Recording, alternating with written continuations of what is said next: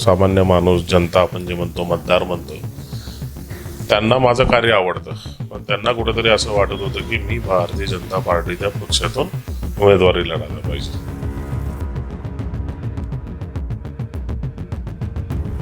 आणि जनतेच्या या विचारांचा सन्मान करत मी माझ्या काँग्रेस पक्षाच्या कार्याध्यक्षपदाचा राजीनामा दिला आणि भारतीय जनता पार्टीच्या इच्छुक पदाचा अर्ज भरला. मी प्रभाग क्रमांक 4 जो ओबीसी ओपन गट आहे, ओबीसी ओपन मधून मी इच्छुक म्हणून अर्ज भरलेला आहे.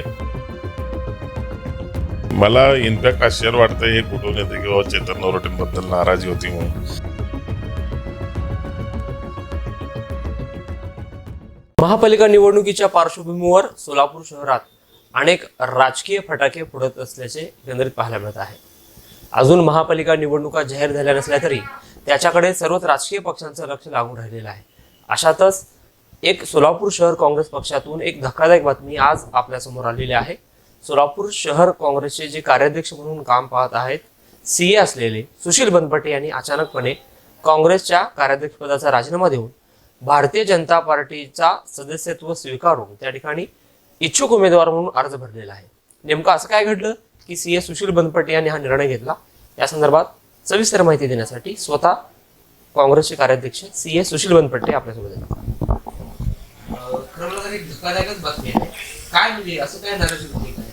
नाही, नाराजी कोणाबद्दल किंवा काय इश्यूज असं काही नाही आहे. बेसिकली शहर उत्तरचा जो परिसर आहे आणि आजपर्यंतचा इतिहास बघता ज्या पद्धतीने इथं कामकाज व्हायला पाहिजे ते कुठंतरी कामकाज होताना कमी पडतं आपण, असं मला लक्षात आलंय काँग्रेस पक्ष म्हणून. आणि मग या भागातील लोकांशी माझा संवाद, आता मला इलेक्शन लढवायचे आहेत महानगरपालिका, तर मागील 6-8 महिन्यांपासून मी ग्राउंडवर आहे. प्रत्येकाशी चर्चा करतोय, बोलतोय, प्रत्येकाचं ओपिनियन घेतोय, काय वाटतं त्यांना विचारतोय. आणि प्रत्येकातून प्रत्येक सामान्य माणूस, जनता आपण जे म्हणतो, मतदार म्हणतो, त्यांना माझं कार्य आवडतं. पण त्यांना कुठेतरी असं वाटत होतं की मी भारतीय जनता पार्टीच्या पक्षातून उमेदवारी लढायला पाहिजे.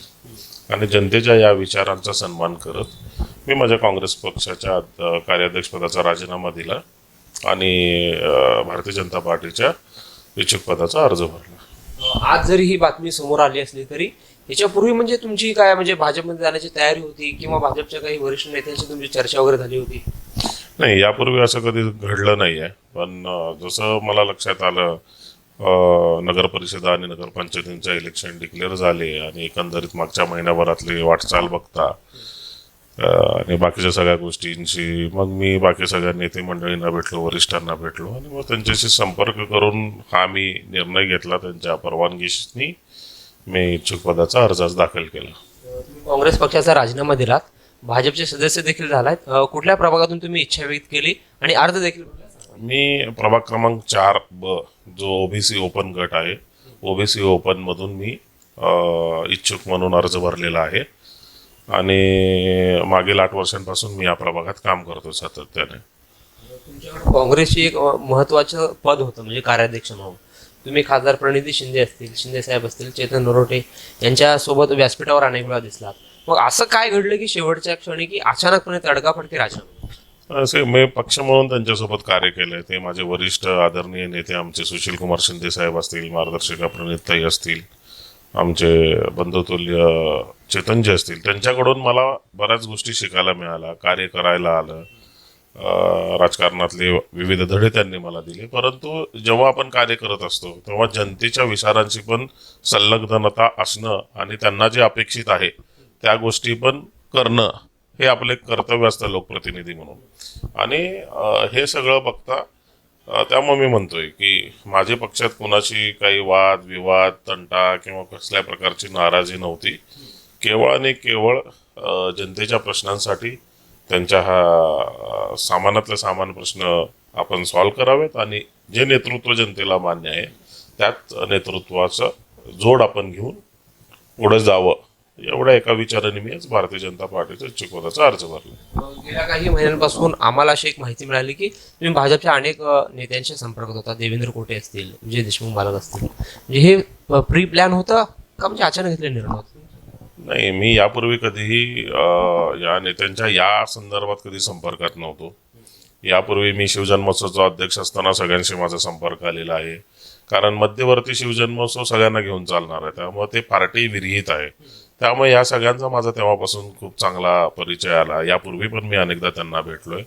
परंतु मला जेव्हा हे करायचं असं ठरवलं तेव्हा मी भारतीय जनता पार्टीतले जे सन्माननीय वरिष्ठ आहेत त्या सगळ्यांची मी एक एकदा भेट घेतली, सगळ्यांना माझा विचार कळवला, सगळ्यांना माहिती दिली आणि मग मी या निर्णयापर्यंत पोहोचलो. मागचं जे दहीहंडी उत्सव आहे ते देखील मोठ्या उत्साहात पार पडलेलं होतं. म्हणजे एक यादगार असा उत्सव होता. त्या दहीहंडी उत्सवाला स्वतः खासदार प्रणिती शिंदे देखील आल्या होत्या. त्यापूर्वी देखील अनेक शिवजयंती महोत्सव असेल, त्यांचा उत्सव असेल, त्यामध्ये काँग्रेसचा एक चेहरा जनतेसमोर आलेला होता. मात्र अचानक भाजपमध्ये गेल्यामुळं एक धक्का बसलेला आहे. चेतन नरोटेंवर नाराजी आहे तुमची, म्हणजे काय? नाही, मला इनफॅक्ट आश्चर्य वाटतंय हे कुठून येते की चेतन नरोटेंबद्दल नाराजी होती म्हणून. असं काय नाहीये, ते माझ्या बंधू समान आहेत. कुठेही माझा आणि त्यांचा कधी वादविवाद किंवा असा काय प्रसंग घडलेला नाहीये.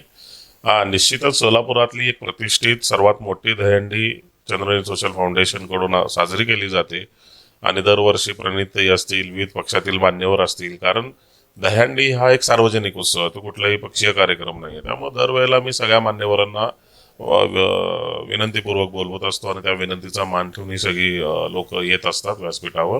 आणि हे असंच कंटिन्यू चालू राहील यात मला विश्वास आहे. आणि केवळ जसं मी बोलतोय की केवळ जनतेसाठी, कार्यकर्त्यांच्या आग्रह करता मी हा निर्णय घेतला. आणि भारतीय जनता म्हणजे कार्यकर्त्यांची तुम्ही भेट घेतली होती, जनतेची अपेक्षा होती की मी भारतीय जनता पार्टीकडून काम करावं. त्यांना कदाचित असं वाटत होतं की माझ्यासारखा एक कार्यकर्ता भारतीय जनता पार्टीकडे असावा, काम करावा. कारण मी आजपर्यंत बघा जनतेच्या सामान्य प्रश्नांना वाचा फोडण्याचं किंवा जनतेच्या सामान्य प्रश्नांची समाधानकारक उत्तरं शोधण्याचं काम केलं. मग बांधकाम कामगार असेल, ई श्रम कार्ड असेल, सिव्हिल असेल किंवा त्यांना आर्थिक मदत असेल, लोन रोजगार मेळावे असतील.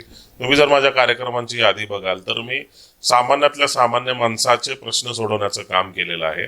आणि हा वर्ग, कामगार वर्ग आहे, व्यापारी वर्ग आहे, सुसंस्कृत वर्ग आहे, सगळा मिक्स कल्चर असलेला वर्ग आहे. आणि सगळ्यांशी समतोल राखण्याचं एक काम मागील 8 वर्षांपासून केलं. आणि अशा या परिस्थितीची जुळवून घेताना कधी कधी असं वाटायचं की बाबा लोकांकडून ओपिनियन यायचं की बाबा साहेब तुमचं काम आम्हाला आवडतं, पण कुठेतरी आम्हाला असं वाटतं की तुम्ही भारतीय जनता पार्टीशी जुळलेले असावेत, त्यांच्या विचाराशी जुळलेले असावेत. आणि मग त्या सगळ्यांच्या सल्लामसलतीनंतर, चर्चेनंतर, कार्यकर्त्यांच्या आग्रहानुसार आणि जनतेच्या इच्छेखातर भारतीय जनता पार्टी आणि इच्छुक म्हणून फॉर्म भरला. चार मधून अनेक भाजपचे देखील विद्यमान सदस्य इच्छुक आहेत. अशा वेळी तुम्ही देखील अर्ज मागितलेला, मग अशा वेळी तुमचा निर्णय होऊ शकतो का? कारण तुम्ही नवखे पडणार. नाही, कसं आहे सांगतो, भारतीय जनता पार्टीची पद्धत कामाची वेगळी आहे. सर्वे केला जातो, जनतेतून सर्वे होतात, वरिष्ठांकडून सर्वे होतात आणि मेरिटनुसार ज्या उमेदवाराची निवडून येण्याची क्षमता जास्त आहे त्या उमेदवाराला ते तिकीट देतात. आणि मागचे माझे संबंध या सगळ्या लोकांशी बघता वरिष्ठांच्या परवानगीनेच मी हा इच्छुकाचा फॉर्म भरलेला आहे.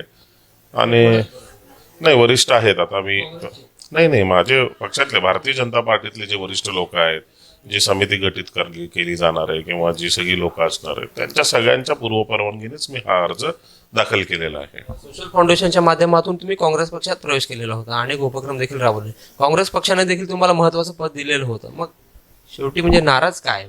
नाही बघा, पद मिळवली जातात, काम पण करतो आपण. पण मी जसं पूर्वी बोललो की शहर उत्तरचा एकंदरीत कामकाज पाहता ज्या ताकदीने आपण ग्राउंडवर उतरणं मला अपेक्षित वाटत होतं ते कुठेतरी कमी पडताना दिसत होतं. आणि जनतेला पण जे नेतृत्वाकडून ताकद मिळते, शक्ती मिळते, अशा नेतृत्वाची निवड करून आपण पुढे जायला पाहिजे.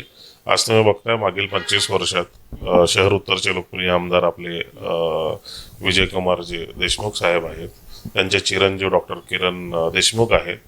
आता तुम्ही विकासाची व्याख्या बघितलं तर प्रभाग क्रमांक 2चा आपण जे जर बघितलं शेळगी भाग, जिथं लोक राहायला जायला तयार नव्हते, आणि आज तिथे जर तुम्ही बघाल जमिनीचे भाव बघा. का? कारण प्रत्येकाला विकासाची एक व्याख्या अपेक्षित असते आणि ती विकासाची व्याख्या गाठण्यासाठी जेव्हा एखाद्या कार्यकर्त्याला पाठबळ मिळतं तेव्हा हे शक्य होतं. एक नगरसेवक म्हणून डॉक्टर किरण देशमुख साहेबांनी जे काम करून दाखवलं शेळगीमध्ये, अशाच प्रकारचं काम उत्तर शहरातील सर्व प्रभागांमध्ये व्हावं, माझ्याही प्रभाग क्रमांक 4 मध्ये व्हावं, याच हेतूने त्यांचं नेतृत्व मान्य करत म्हणजे विजयकुमार देशमुख मालक असतील, डॉक्टर किरण देशमुख असतील, त्यांच्या नेतृत्वाखाली काम करायचं ठरवलं.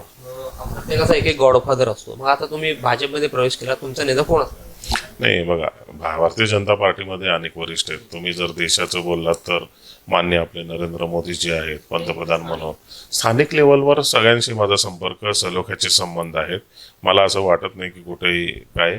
पण जर तुम्ही शहर उत्तरचा भाग विचारला तर शहर उत्तरमध्ये जे विद्यमान आमदार आहेत, आमचे नेते म्हणावे लागेल की आमचे विजयकुमार देशमुख जी मालक आणि त्यांचे चिरंजीव डॉक्टर किरणजी देशमुख मालक, जे आता येणाऱ्या काळात नेतृत्व करतील, त्याच नेतृत्वात काम करतील. ऑप्शनला म्हणजे अजितदादा गट देखील होता, म्हणजे तिथं देखील तुम्ही जाण्याचा विचार केलेला होता.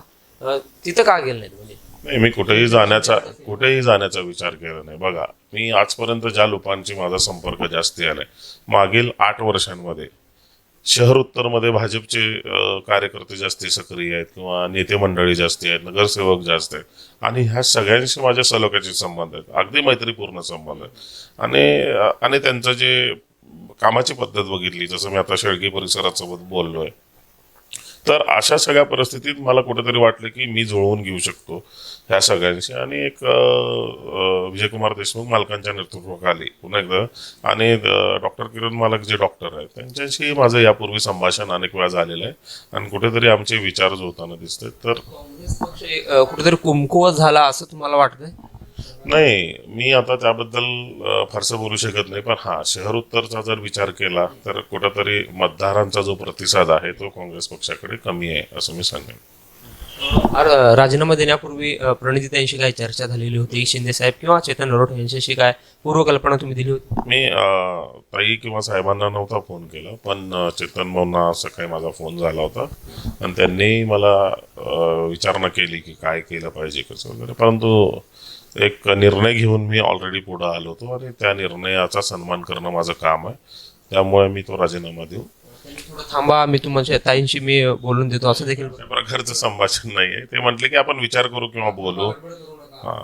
नाही, विचार करू नेमकं काय होतंय ते कारण मला सांगा. पण असं काही ठरलेलं नाही. मी जसं सांगितलं आता की मी एक विचाराने ऑलरेडी तयार झालेलो होतो आणि मला ते निर्णय आणि त्या निर्णयाचा सन्मान करणं. काँग्रेसकडून तुम्ही का घेतलं? म्हणजे तिथे देखील अर्ज घेऊन जा असं आवाहन करण्यात आलेलं होतं. मग तिथे देखील तुमचा विचार झाला असता कदाचित याप्रमाणे? नाही, काँग्रेसकडून बघा, काँग्रेसची या प्रभागाची परिस्थिती लेखाजोगा तुम्हाला माहिती आहे आणि या प्रभागातील काँग्रेसची पक्षाची म्हणून ताकद याचा मला ऑलरेडी अंदाज आहे आणि काय करू शकतो व्यवस्थित तर ह्याचाही अंदाज घेतला होता. आणि एकंदरीत मागील काही महिन्यांपासून जसं मी सांगतोय प्रभागातल्या मान्यवरांशी मतदारांशी मी सातत्याने संपर्कात आहे आणि जे सगळे असे आपण जे म्हणतो प्रमुख माणसं आहेत प्रभागातली, विशिष्ट डॉक्टर्स असतील, लॉयर्स असतील किंवा प्रमुख व्यापारी वर्ग असतील, समाजातले वरिष्ठ असतील, पंच असतील, समाजातले काही मान्यवरच असतील, अशा सगळ्यांशी माझा ऑलरेडी संपर्क विविध प्रकारच्या विविध कामांच्या माध्यमातून आलेला आहे. आणि भाजपमध्ये गेलात. विनायक विटकर हे विद्यमान आमदार आहे भाजपचे. तुम्ही काँग्रेस पक्षात होता, ते बीजेपीमध्ये होते. दोघांमध्ये म्हणजे काम करण्याची पद्धत वेगळी होती आणि एक विरोधी पक्ष म्हणून आता दोघांची मैत्री कशी असणार? नाही, आता येणाऱ्या काळात कसं आहे, आम्ही एका पक्षातले असल्याने आता पक्ष जे निर्णय घेतील त्याप्रमाणे काम केलं पाहिजे आणि त्याप्रमाणे आमची तयारी पण आहे. म्हणजे उमेदवारी अर्ज भरलात? कोण कोण? नाही, उमेदवारी अर्ज भरताना माझ्यासोबतचे वडार समाजातील माझे जे पंचमंडळी मित्रमंडळी सगळे होतेच. आमचे चंद्रनील मित्र परिवाराचे सदस्य होते. याशिवाय प्रभागातील काही प्रमुख मान्यवर होते, तेही सगळे सोबत. त्यांच्या सर्वांच्या मर्जीनेच फॉर्म भरले. आपल्यासोबत होते हे सोलापूर शहर काँग्रेसचे कार्याध्यक्ष CA सुशील बनपट्टे. त्यांनी काँग्रेसचा राजीनामा दिलेला आहे कार्याध्यक्षपदाचा आणि राजीनामा दिल्यानंतर त्यांनी भाजपचं सदस्यत्व स्वीकारून ताबडतोब त्यांनी शहर भाजप कार्यालयात प्रभाग 4B मधून इच्छुक असल्याचं उमेदवारी अर्ज दाखल केलेला आहे. त्यामुळे हा काँग्रेस पक्षाला धक्का मानला जात आहे. तर दुसरीकडे भाजपमध्ये सुशील CA बनपट्टे यांच्यासारखं एक कार्यकर्ता आल्याने त्यांचं निश्चित बळ वाढणार आहे. आणि या संदर्भात नेमकं यामागचं कारण काय होतं हे स्वतः CA सुशील बनपट्टे यांनी आपल्याला माहिती दिली. जहूर साहेब सोबत अकबर बागवा, लोकप्रधान न्यूज, सोलापूर.